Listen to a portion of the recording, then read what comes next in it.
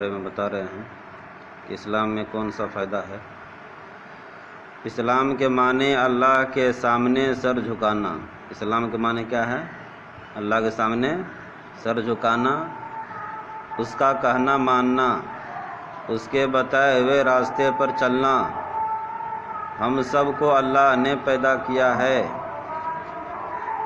چھوٹی بڑی تمام چیزیں اسی نے بنائی ہیں، سب کی ضرورتیں وہی پورا کرتا ہے، سب اسی کا دیا کھاتے ہیں، سب اسی کے چلائے جیتے ہیں، اسی لیے سب اسی کے بندے اور غلام ہیں۔ کیوں کہہ رہے ہیں کہ سب چیز تو اللہ کرتا ہے، اس لیے سب کیا ہے؟ اللہ کے بندے ہیں اور اس کے غلام ہیں۔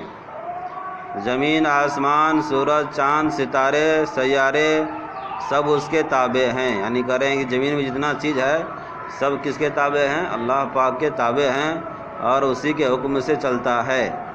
ہوا کے چلائے چلتی ہے، ہوا اسی کے چلائے چلتی ہے، پانی اسی کے حکم سے برستا ہے، ساری چیزیں اسی کے تابع ہیں۔ کرے ہوا بھی کون چلاتے ہیں؟ اللہ چلاتے فرشتے ہیں، لیکن حکم کس کا ہے؟ اللہ کا ہے۔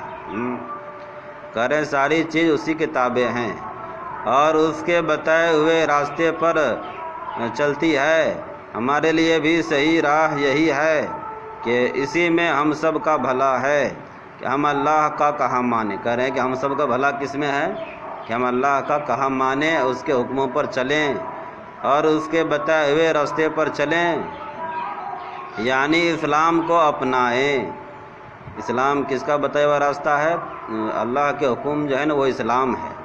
اسلام کو اپنانے والا مسلم کہلاتا ہے۔ اسلام کو اپنانے والا کیا کہلاتا ہے؟ مسلم۔ دین دنیا کی ساری بھلائیاں اسلام ہی میں ہیں۔ دنیا میں جتنا مذاہب ہے سارا باطل مذاہب ہے اور اسلام وہ حق مذاہب ہے۔ اس لیے اسلام پر چلنے والے کو اسلام سے بے حد فائدہ پہنچتے ہیں، وہ دنیا کا بہترین انسان بن جاتا ہے۔ کہہ رہے ہیں کہ جو پورا اگر اسلام کو فالو کر لے گا تو وہ بہترین انسان کیا ہو جائے گا؟ بن جائے گا۔